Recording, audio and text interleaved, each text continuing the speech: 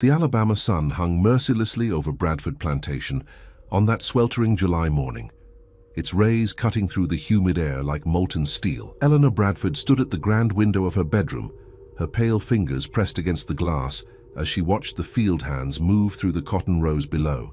The white fabric of her morning dress clung uncomfortably to her skin, but she remained motionless, lost in thoughts that had consumed her for weeks.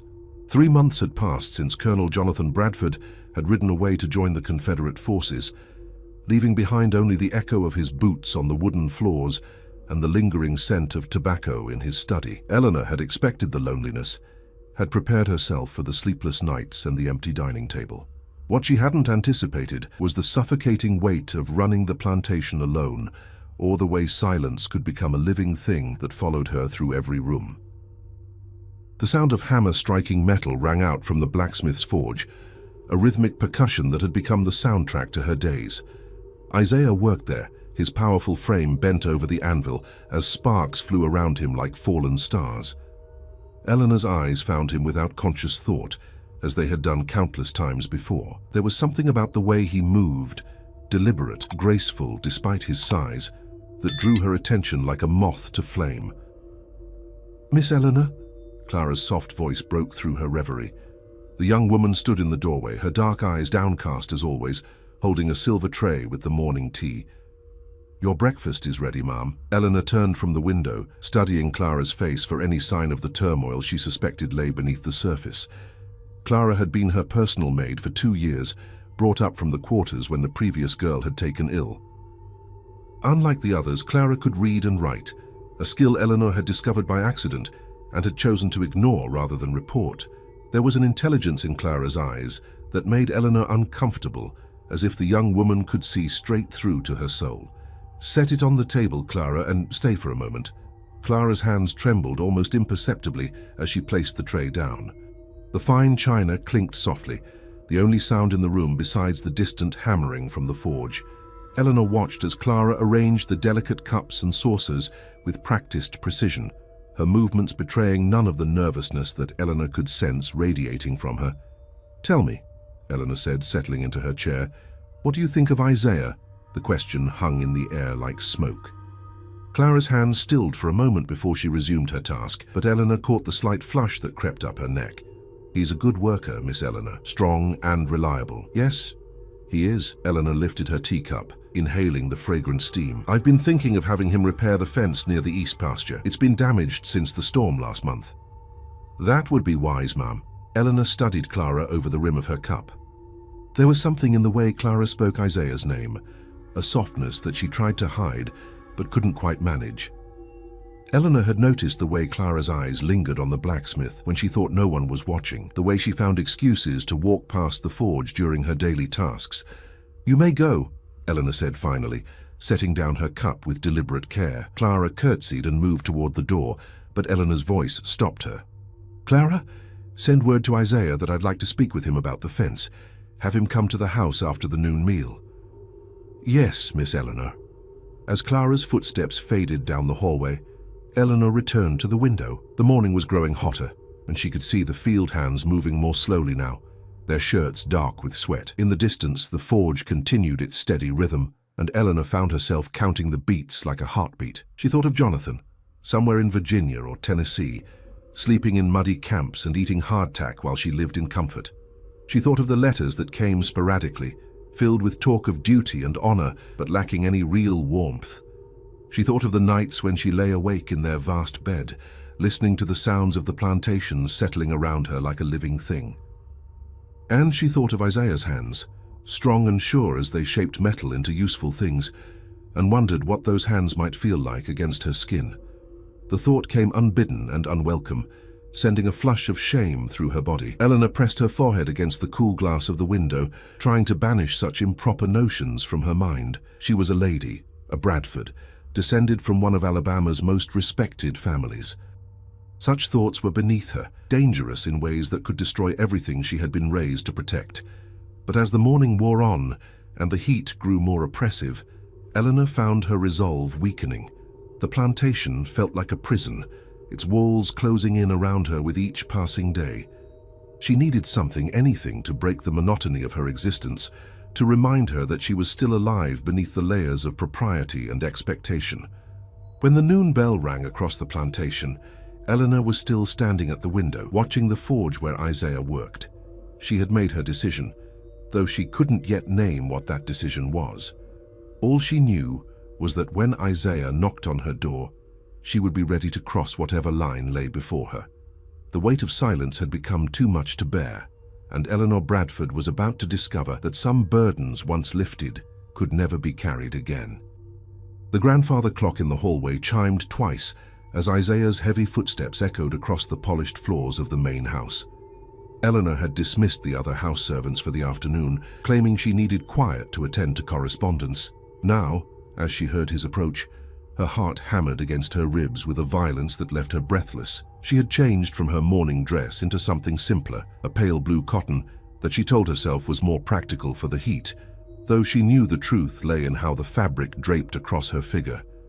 Her hair, usually pinned severely back, hung loose around her shoulders in a way that would have scandalized the ladies of Montgomery society. "Miss Eleanor?" Isaiah's voice carried through the heavy oak door of the parlor, deep and careful. "Clara said you wanted to see me about some fence work. Come in, Isaiah." He entered with his hat in his hands, his massive frame filling the doorway before he stepped inside. Eleanor had always known he was large, but here in the refined space of the parlor, surrounded by delicate furniture and silk wallpaper, his presence seemed to dwarf everything else. His work shirt was clean but showed the honest stains of his trade, and she could smell the forge on him, metal and fire, and something essentially masculine that made her stomach flutter. "Ma'am." He kept his eyes respectfully lowered, as he had been trained to do since childhood. "About that fence—" "Sit down, Isaiah." The words came out more sharply than she intended, and she saw him stiffen. Slaves didn't sit in the parlor of the main house.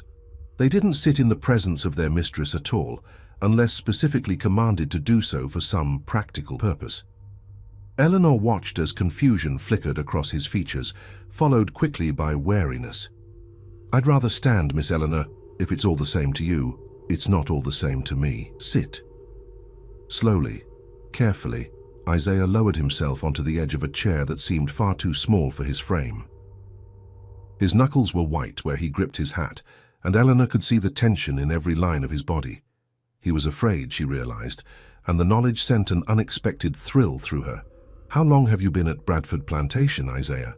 "Going on 8 years now, ma'am, since I was 16. And in all that time, have I ever treated you unfairly?" His dark eyes flicked up to meet hers for just a moment before dropping again. "No, ma'am. You've always been kind." Kind. The word hung between them, loaded with implications that neither dared voice. Eleanor rose from her chair and moved to the window, ostensibly to check the position of the sun, but really to give herself time to gather courage for what she was about to do. "My husband has been gone for 3 months, she said, her voice barely above a whisper. 3 months of managing this plantation alone, of making decisions that affect the lives of over 200 people. Do you know what that's like, Isaiah? I imagine it's a heavy burden, Miss Eleanor." She turned to face him, and this time he didn't look away.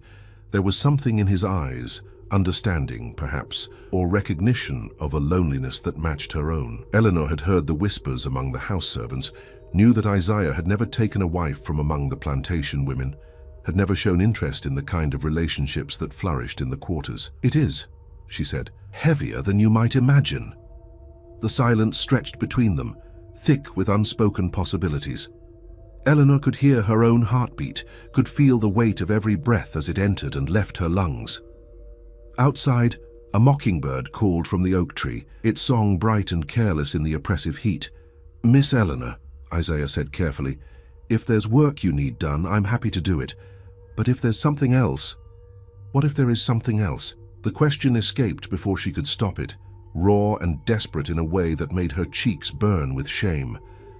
Isaiah's grip on his hat tightened, and she saw him swallow hard. "Then I'd say that's a dangerous road for both of us to walk down.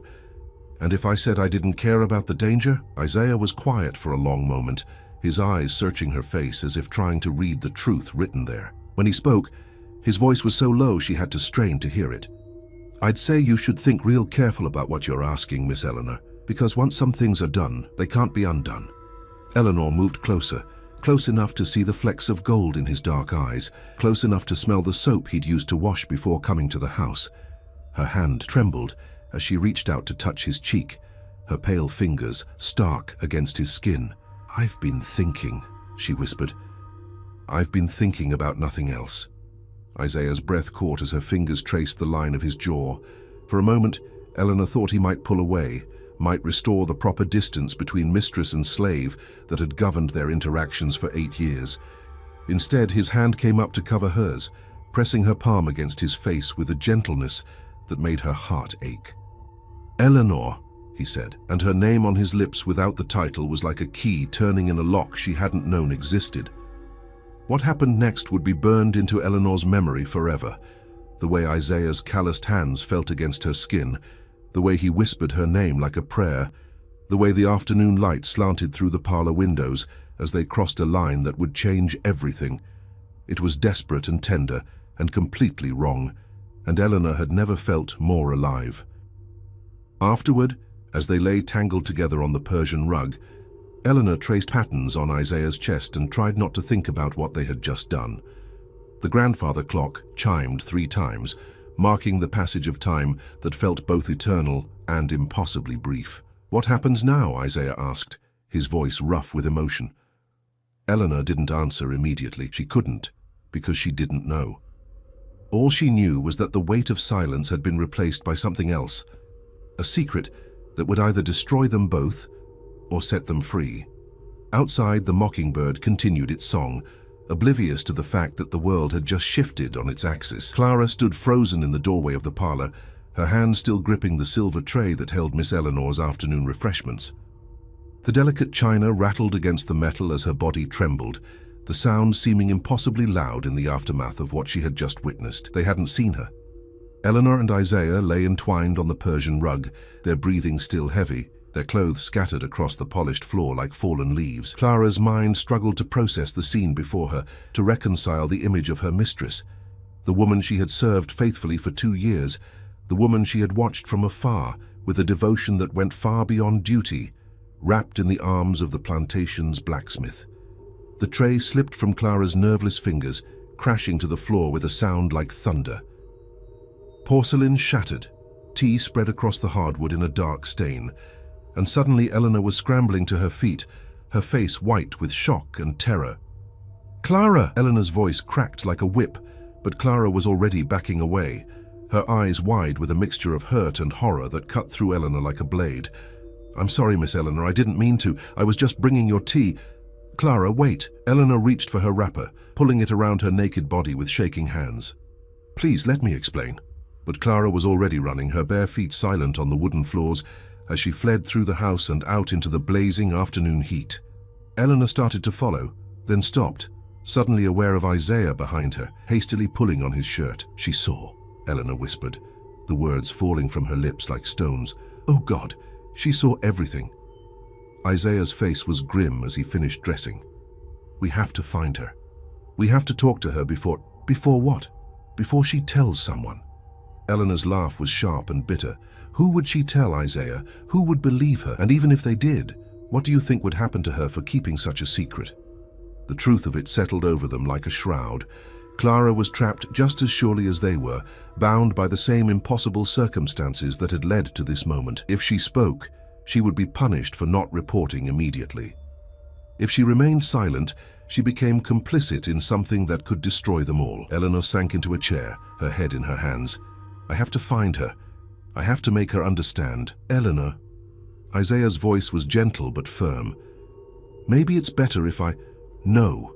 Eleanor's head snapped up, her eyes blazing. "This is my responsibility, my choice. I'll handle Clara." Isaiah nodded slowly, but Eleanor could see the doubt in his eyes. They both knew that what had happened between them had consequences that stretched far beyond their own desires. In the rigid hierarchy of plantation life, there were rules that governed every interaction, every relationship. What they had done wasn't just forbidden, it was unthinkable. Eleanor found Clara in the quarters, sitting on the steps of her small cabin with her face buried in her hands.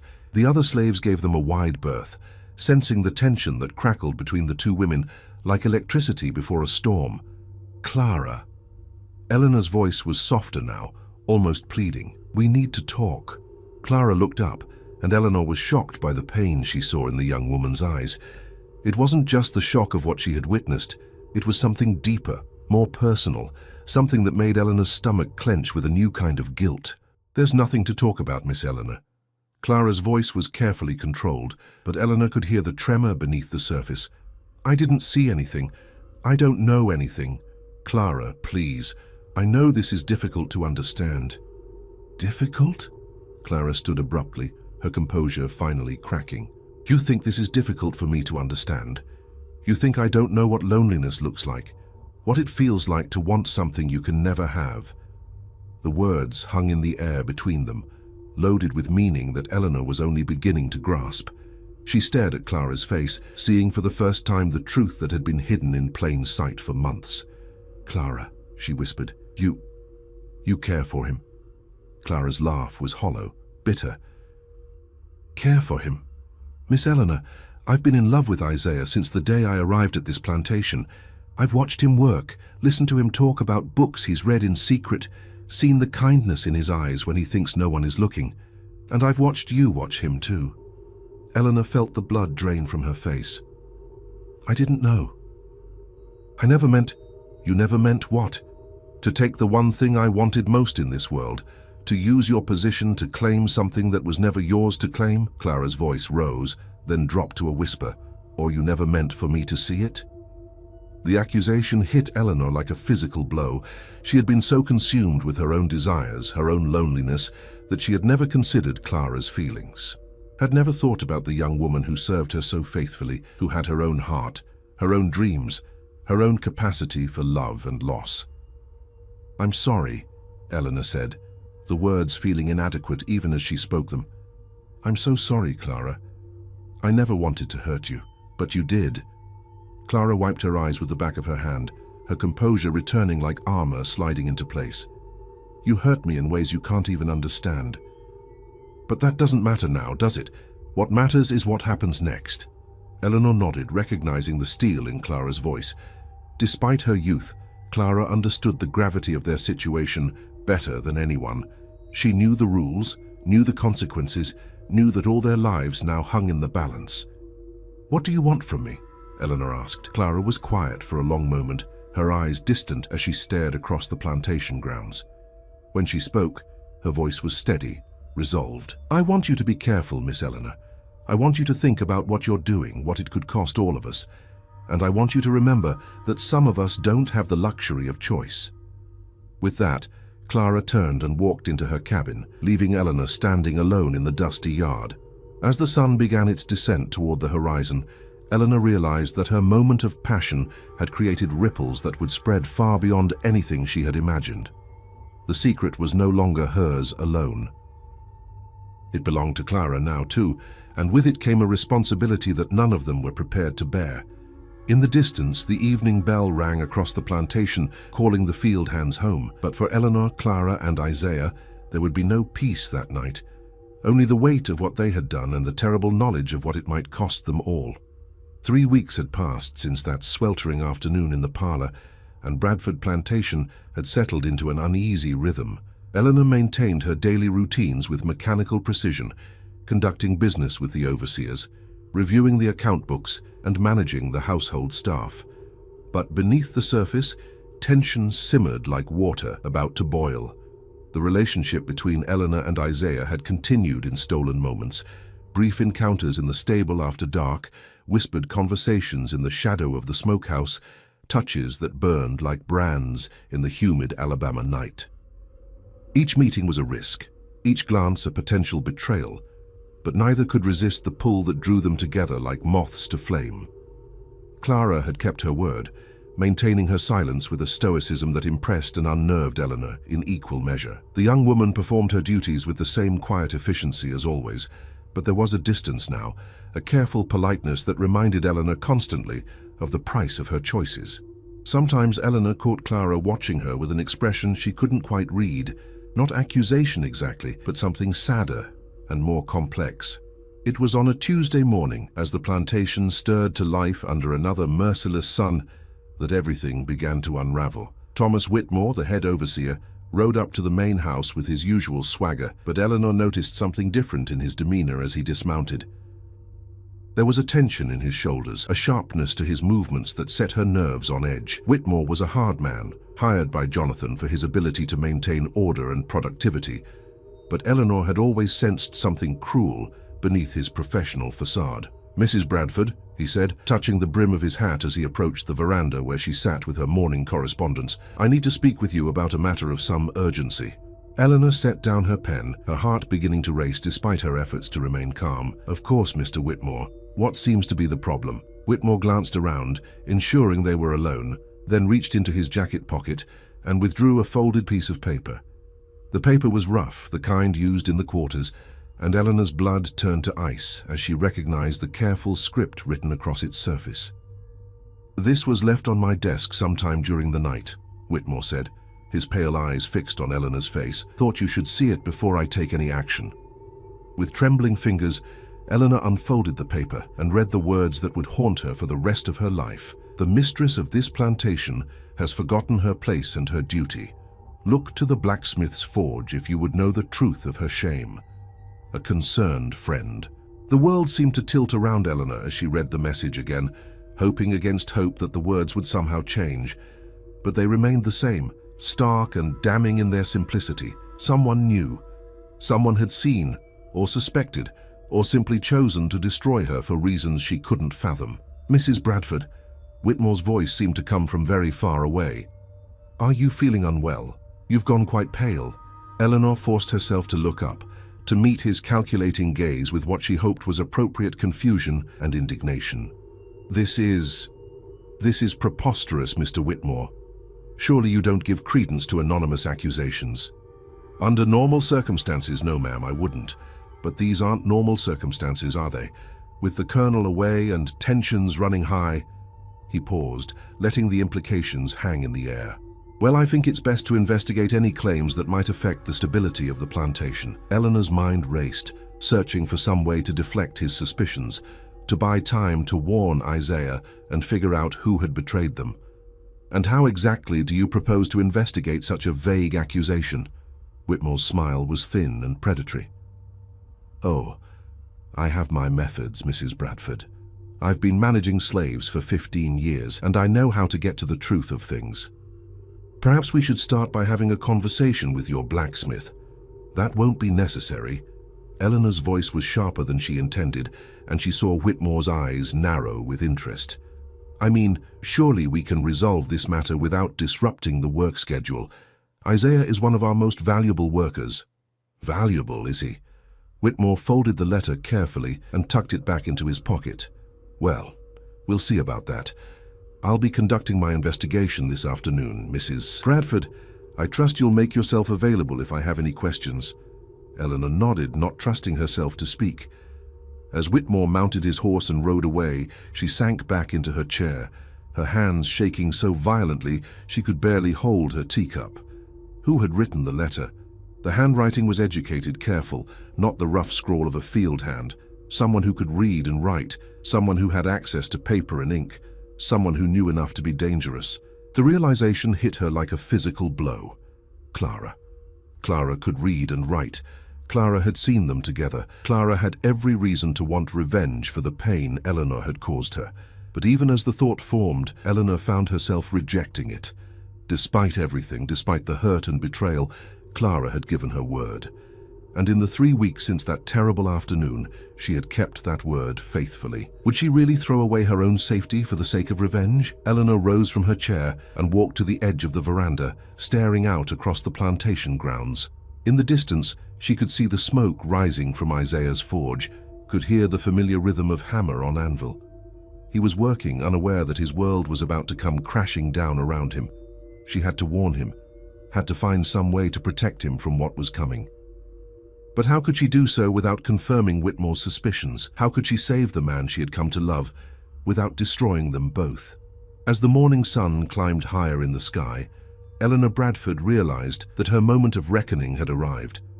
The anonymous letter had set events in motion that could not be stopped, and by nightfall, everything she had worked to protect would be in ruins. The only question now was who would survive the destruction, and at what cost.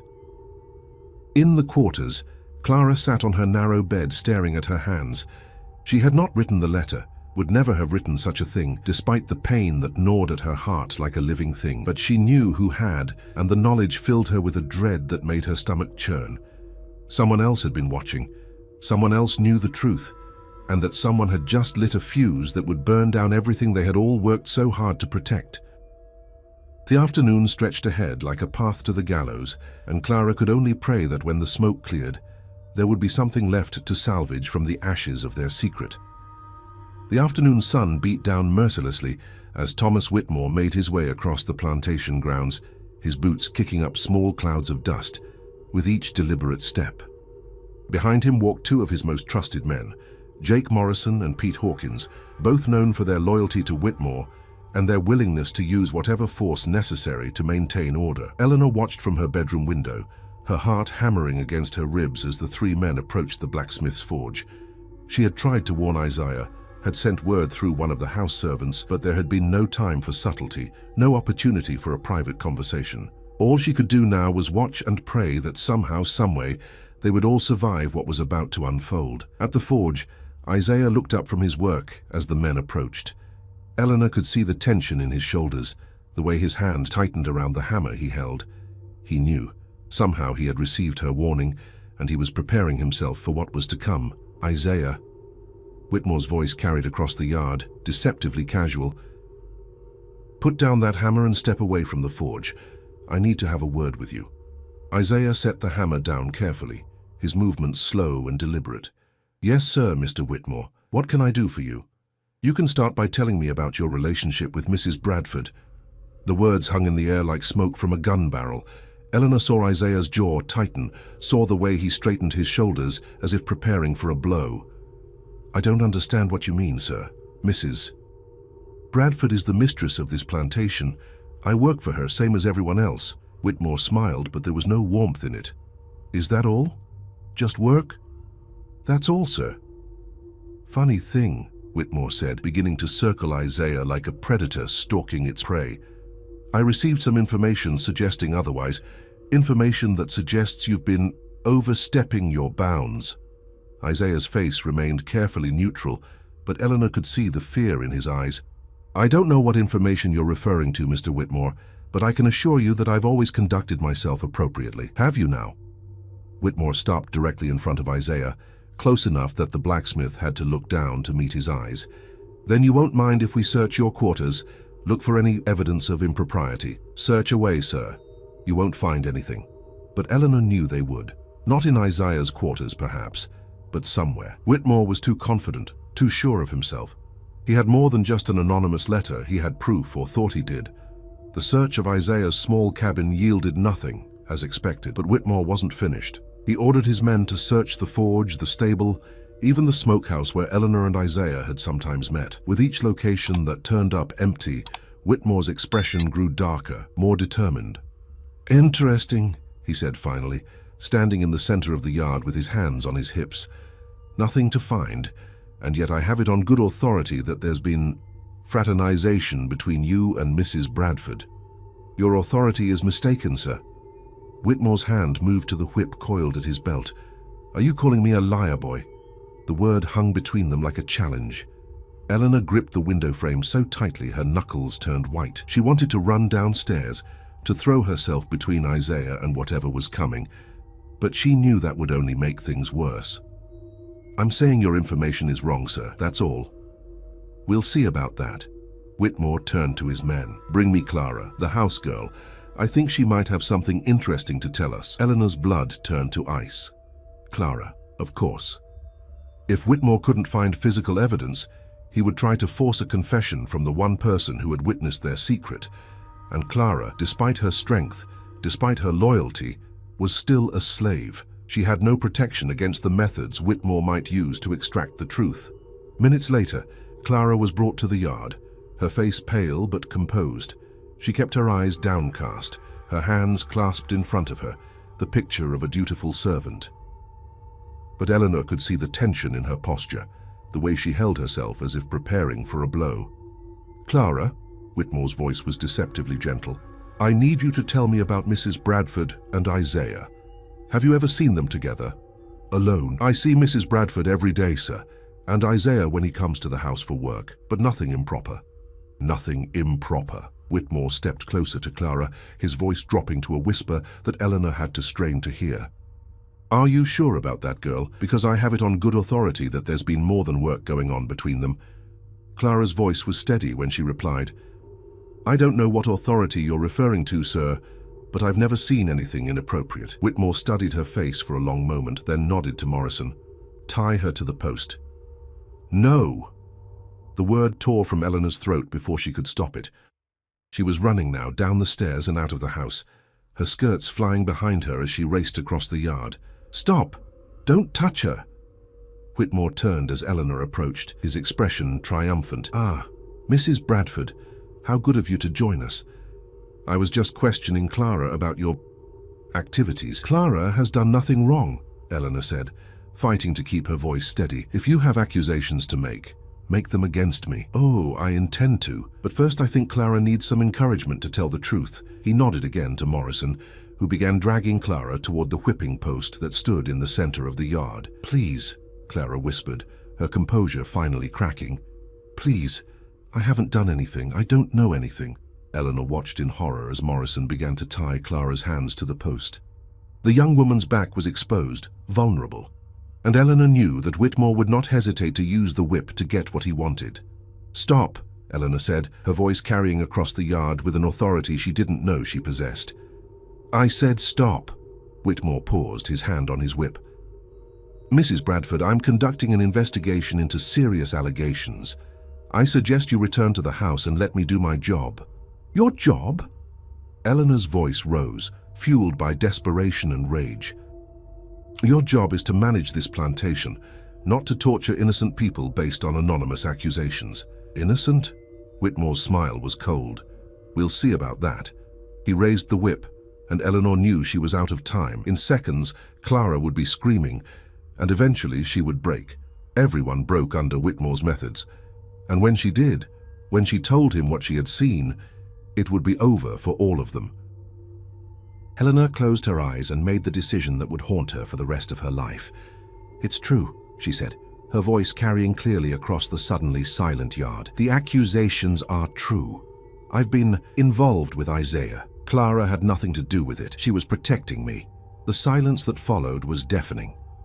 Eleanor opened her eyes to see Whitmore staring at her with a mixture of shock and satisfaction. Behind him, Isaiah's face was a mask of anguish, and Clara had gone completely still against the post. "Well," Whitmore said finally, his voice soft with victory, "that's quite an admission, Mrs. Bradford.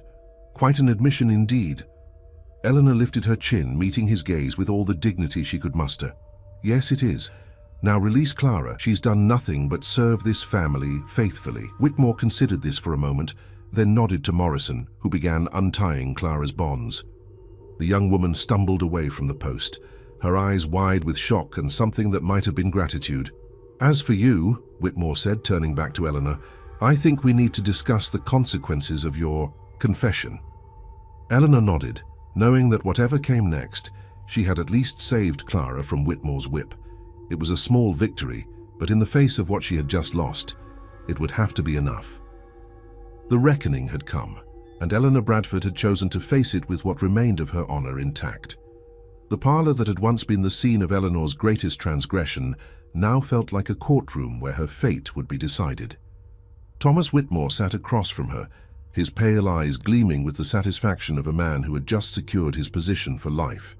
Eleanor maintained her composure, her hands folded in her lap, but inside she was calculating, weighing options, considering consequences, preparing for the battle she knew was coming.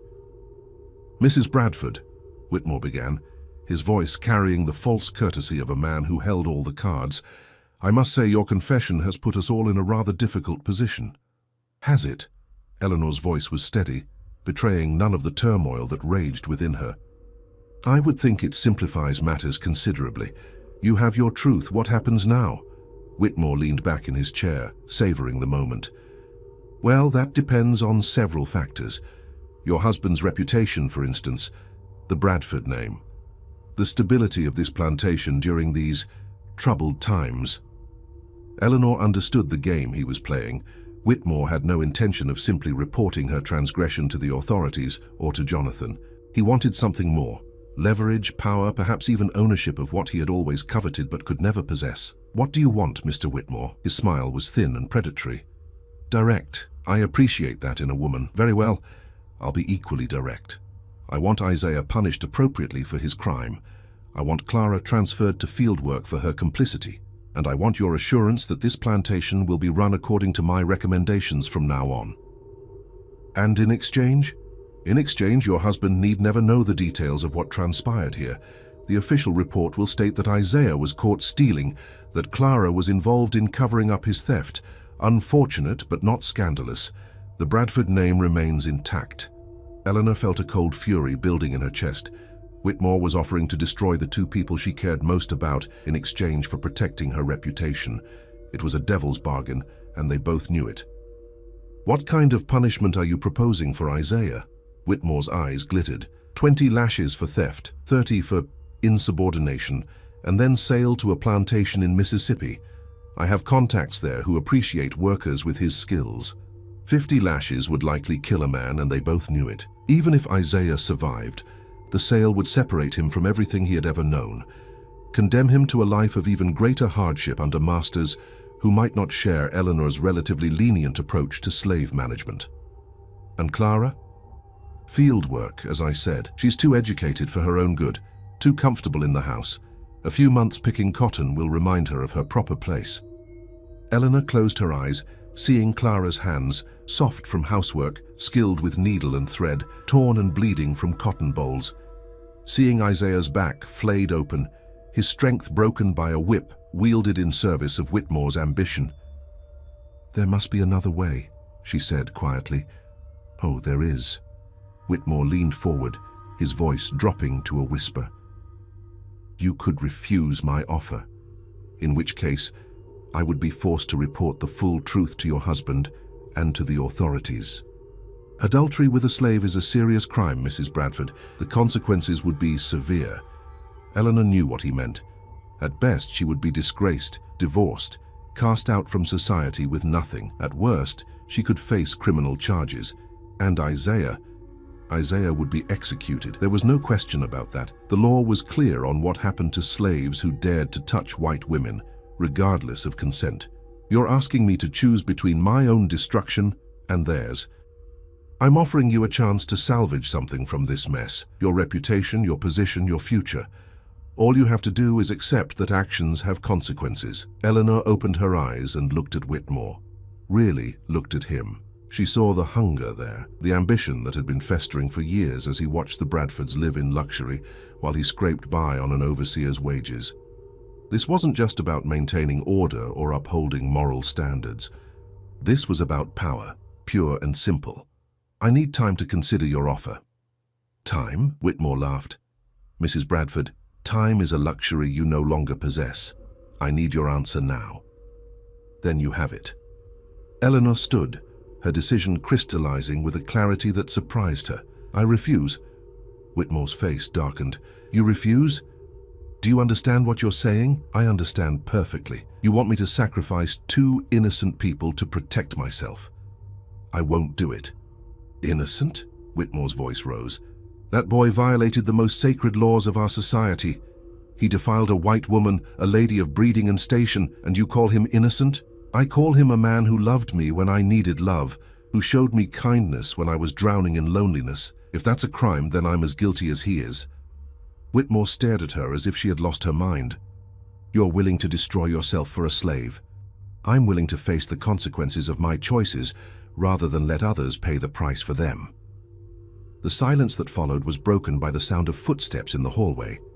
Eleanor turned to see Clara standing in the doorway, her face pale but determined. Miss Eleanor, Clara said quietly, there's something you should know. Whitmore spun around, his hand moving instinctively to his whip. What are you doing here, girl? Get back to your quarters. But Clara ignored him, her eyes fixed on Eleanor. I wrote the letter.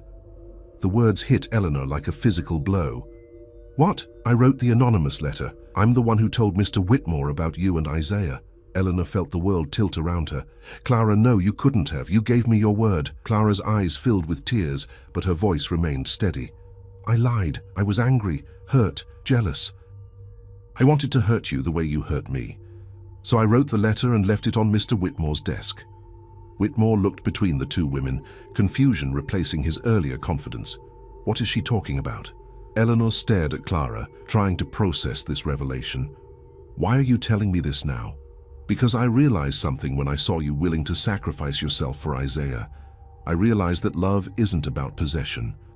It's about wanting what's best for the person you care about, even if it costs you everything." Clara turned to Whitmore, her chin raised with a dignity that made Eleanor's heart ache. "I wrote the letter, sir. I'm the one responsible for this whole situation. If anyone should be punished, it's me." Whitmore's face was a mask of fury and confusion. "You're all insane, every last one of you. But it doesn't matter who wrote what letter. The facts remain the same. Mrs. Bradford has confessed to adultery with a slave, and there will be consequences." "Yes," Eleanor said quietly, "there will be." She looked at Clara, seeing in the young woman's eyes a courage that humbled her. Clara had just confessed to a crime that could cost her everything, had done so to protect the woman who had taken away the man she loved. It was an act of forgiveness so profound that Eleanor felt her heart break with the weight of it. "But the consequences will be mine to bear," Eleanor continued. "Not yours, Clara, and not Isaiah's." Whitmore's laugh was harsh and bitter. "You think you can control this? You think you can dictate terms? Mrs. Bradford, you have no idea what forces you've set in motion." Eleanor met his gaze steadily. "Then perhaps it's time I found out." As the afternoon shadows lengthened across the parlor floor, Eleanor Bradford prepared to face whatever storm was coming. She had made her choice, and now she would live or die with the consequences. The price of truth, she was learning, was higher than she had ever imagined, but some prices, she realized, were worth paying. The clock in the hallway struck 11:45 as Eleanor Bradford stood at the window of her bedroom, watching the sun climb toward its merciless zenith. In exactly 1 hour, Thomas Whitmore would carry out the sentence he had pronounced with such satisfaction: 50 lashes for Isaiah, followed by immediate sale to a plantation in Mississippi. Clara would be stripped of her position and sent to the fields, her educated hands condemned to bleed among the cotton bolls. Eleanor had spent the night in sleepless agony, pacing the floors of the house that had been her prison and her sanctuary. She had considered every option, weighed every possibility, but the mathematics of power were inexorable. Whitmore held all the cards, and he intended to play them with ruthless efficiency. A soft knock at her door interrupted her thoughts. "Come in." Clara entered, carrying a breakfast tray that Eleanor knew she wouldn't touch. The young woman's face was composed, but Eleanor could see the fear lurking beneath the surface. Not for herself, but for Isaiah, who even now was chained in the stable awaiting his punishment. "Miss Eleanor," Clara said quietly, setting the tray on the bedside table, "I need to tell you something." Eleanor turned from the window, studying Clara's face. "What is it?" "I've been thinking about what you said yesterday, about facing the consequences of our choices." Clara's voice was steady, but her hands trembled slightly as she smoothed her apron. "I think there's something you should know about Mr. Whitmore." "What about him?" Clara glanced toward the door, ensuring they were alone. "He's been stealing from the plantation accounts. I've seen the ledgers when I clean his office. Money that should go to supplies, to wages for the overseers, to maintenance of the equipment. He's been skimming it for months." Eleanor felt her heart skip a beat. "Are you certain?" "Yes, ma'am. I can read numbers as well as letters. He's taken hundreds of dollars, maybe more, enough to buy his own small plantation if he wanted." The implications hit Eleanor like a thunderbolt. If Whitmore was embezzling from the plantation, if she could prove it, she would have leverage of her own. But the evidence would be in his office, under his control, and she had no way to access it without arousing suspicion. "Clara," she said slowly, "would you be willing to help me get those ledgers?" Clara's eyes widened. "Miss Eleanor, if we're caught, we'll face whatever consequences come. But if we do nothing, Isaiah dies today, and you spend the rest of your life in the fields. At least this way we have a chance." Clara was quiet for a long moment. then nodded. "What do you need me to do?" The plan they devised was simple, but dangerous. Clara would create a distraction in the kitchen, claiming that one of the stoves was smoking badly and needed immediate attention. While Whitmore and his men dealt with the supposed emergency, Eleanor would slip into his office and search for the evidence they needed. At 11:55, as the plantation bell began to toll the hour, Eleanor crept through the back corridors of the overseer's quarters. Her heart hammered against her ribs as she approached Whitmore's office, the sound of shouting from the kitchen covering her footsteps. The office was a cramped, cluttered space that reeked of tobacco and unwashed clothes. Eleanor went straight to the desk, her hands shaking as she rifled through the papers scattered across its surface. Bills of sale, work schedules, correspondence with other plantations, but no ledgers. She tried the drawers, finding them locked. Panic began to rise in her throat as precious seconds ticked away. Where would Whitmore keep the evidence of his theft? Where would he hide something so damaging? Then she saw it, a loose floorboard near the window, its edges worn smooth by repeated lifting. Eleanor dropped to her knees and pried it up, revealing a small cavity beneath. Inside were 3 leather-bound ledgers and a canvas bag that clinked with the weight of coins. Eleanor grabbed the ledgers and opened the first one, her eyes scanning the columns of figures. There it was, payment after payment diverted from their intended purposes, money that should have gone to feed and clothe the slaves, instead flowing into Whitmore's personal accounts. The evidence was damning, undeniable. "Find what you were looking for, Mrs. Bradford." Eleanor's blood turned to ice. She looked up to see Whitmore standing in the doorway, his pale eyes glittering with malicious satisfaction. Behind him stood Morrison and Hawkins, their hands resting on their weapons. "Mr. Whitmore," Eleanor said, rising slowly to her feet with the ledgers clutched against her chest, "I was just breaking into my office, stealing my property, adding burglary to your list of crimes." Whitmore stepped into the room, closing the door behind him. "Did you really think I wouldn't anticipate this? Did you think I was fool enough to leave evidence lying around for you to find?" Eleanor's mind raced. "These ledgers show that you've been embezzling from the plantation, stealing money that belongs to my husband. Do they?" Whitmore's smile was cold. "Or do they show creative accounting during difficult times? Money moved from one account to another to ensure the plantation's survival? I'm sure Colonel Bradford would understand the necessity of such measures. He would understand theft when he saw it. Perhaps, but he's not here, is he? And by the time he returns, if he returns, this whole matter will be resolved. You'll be gone, your slave will be dead, and I'll be running this plantation as it should be run." Eleanor felt the walls closing in around her. Even with the evidence in her hands, Whitmore was right. She had no way to contact Jonathan, no way to prove her accusations before he carried out his threats. "However," Whitmore continued, "I'm not an unreasonable man. I'm prepared to offer you one final bargain." "What kind of bargain?" "Give me those ledgers, and I'll reduce Isaiah's punishment, 20 lashes instead of 50. He might even survive." Eleanor stared at him, seeing the trap for what it was. If she gave him the ledgers, she would have no leverage left. He could do whatever he wanted to all of them, and there would be no way to stop him. "And if I refuse?" "Then Isaiah dies today, slowly and painfully. Clara joins him at the whipping post, and you... Well, accidents happen on plantations, Mrs. Bradford, even to the mistress of the house." The threat was clear, and Eleanor knew he meant every word. Whitmore had gone too far to turn back now. He would kill them all if necessary to protect his position. Eleanor looked down at the ledgers in her hands, then back at Whitmore's expectant face. Outside, she could hear the plantation bell tolling 12 times, marking the hour of reckoning. "Very well," she said quietly. "I accept your bargain." She held out the ledgers, and Whitmore stepped forward to take them. But as his fingers closed around the leather bindings, Eleanor made her final play. "Clara!" she shouted at the top of her lungs. "Now!" The window behind Whitmore exploded inward as Clara hurled a large stone through the glass. In the same instant, Eleanor threw herself sideways, rolling behind the desk as Morrison and Hawkins rushed forward. "Stop them!" Whitmore roared, but it was too late. Clara was already climbing through the broken window, and Eleanor was right behind her, the ledgers still clutched in her hands.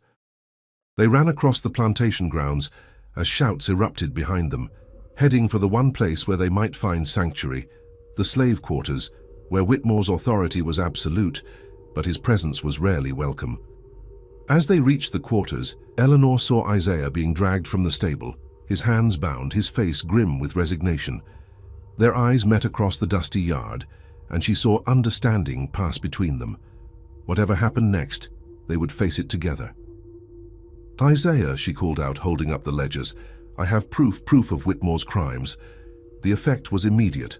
The slaves who had been gathering to witness Isaiah's punishment began to murmur among themselves. Even Whitmore's men hesitated, uncertain how to proceed.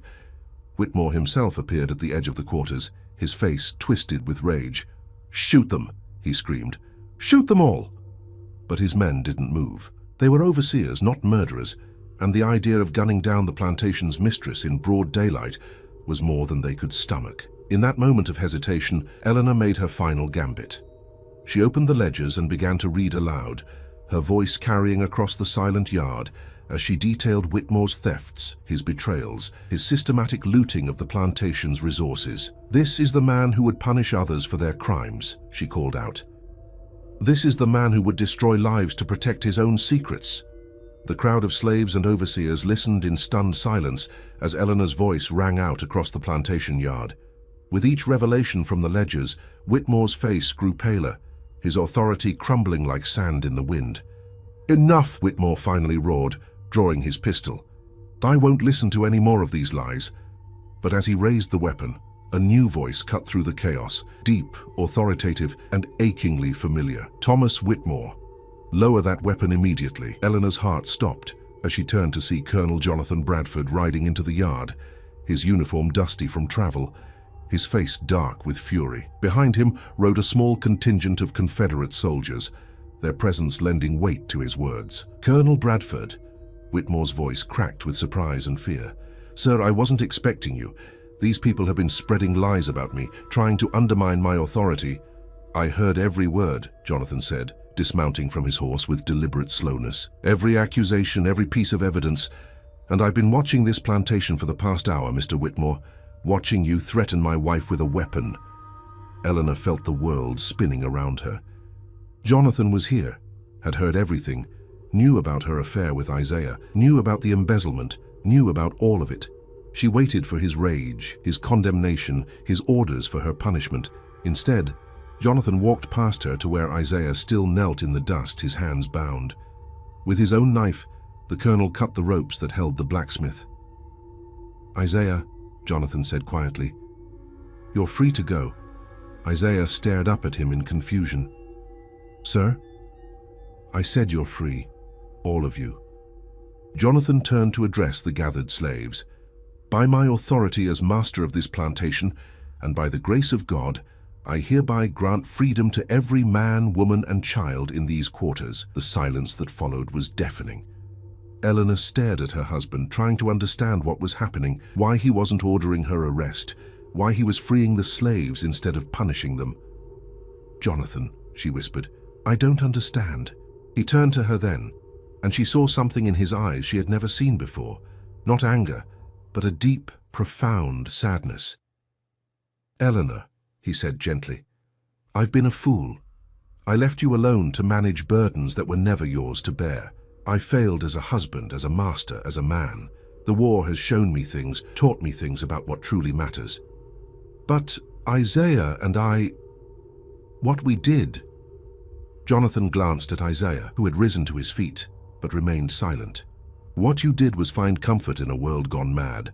What you did was choose love over law, humanity over hierarchy. I can't condemn you for that, Eleanor.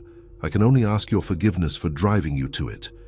Whitmore, seeing his world collapsing around him, made one final desperate play. "Colonel, you can't mean this. These people are property.